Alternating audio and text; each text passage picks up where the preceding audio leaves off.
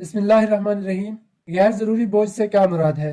ہماری زندگیوں میں ایسے بے شمار کام، خواہشات، عادات، ترجیحات اور سرگرمیاں شامل ہوتی ہیں جو ہمارے لیے بوجھ بن جاتی ہیں۔ پھر ان کا وزن اٹھائے ہم اس قدر سست روی کا شکار ہو جاتے ہیں کہ اپنی منزل کھو بیٹھتے ہیں۔ آپ ذرا خود پر، اپنے ارد گرد موجود لوگوں کی زندگیوں پر نظر دوڑائیں تو آپ کو اندازہ ہوگا کہ ایسی بے شمار چیزیں ہماری زندگی کا حصہ ہیں جن کا ہمیں نہ اس جہاں میں کوئی فائدہ ہے نہ اگلے جہاں میں، مگر ان میں ہم اتنے مشغول ہو چکے ہیں کہ اکثر اپنی پوری زندگی ان میں کھپا دینے کے باوجود آخر میں خالی ہاتھ رہ جاتے ہیں۔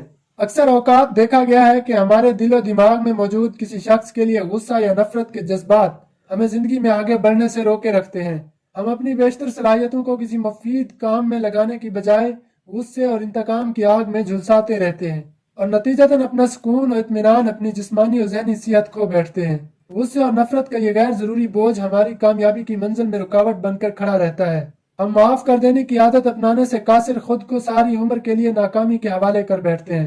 انسان خطا کا پتلا ہے، ہم بہت سی غلطیاں کرتے ہیں، پھر ان سے سیکھ کے آگے بڑھتے ہوئے کامیابی تک پہنچتے ہیں۔ یہی غلطی اگر ہمارے علاوہ کوئی دوسرا شخص کر بیٹھے، ہم سے کوئی برا سلوک، برا رویہ اپنا بیٹھے تو ہم دلوں میں روگ پال لیتے ہیں۔ کسی کے ہمیں برا کہہ دینے یا سمجھ لینے پر ہم نہ صرف خفگی کا اظہار کرتے ہیں بلکہ اکثر بدلہ لینے کی طاق میں لگے رہتے ہیں۔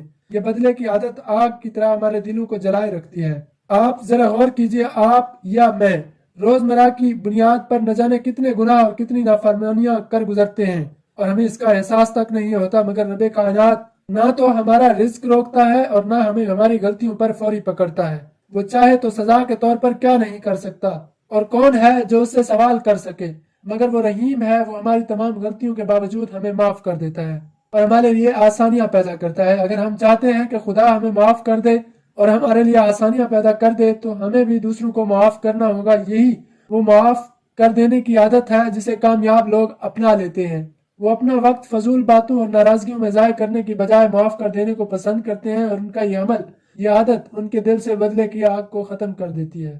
ہم میں سے کچھ لوگ ایسے بھی موجود ہوتے ہیں جن کی طبیعت اکثر اداس اور پریشان سی ہوتی ہے۔ اداسی، گھبراہٹ، پریشانی، یہ تمام کے تمام انسان کے عام احساسات ہیں، مگر ان احساسات کا ضرورت سے بڑھ جانا ایک بوجھ ہے جو کسی بھی انسان کو وسوسوں کا شکار بنا کر زندگی کے آگے بڑھنے سے روکے رکھتا ہے۔ بعض اوقات انسانی پریشانی کی وجہ بہت واضح ہوتی ہے اور اس کا حل کچھ تگ و دو کے بعد نکال لیا جاتا ہے، جبکہ بعض اوقات انسان ایسے وسوسوں اور پریشانیوں میں مبتلا ہو جاتا ہے کہ جن کا حل انسان کے پاس نہیں ہوتا۔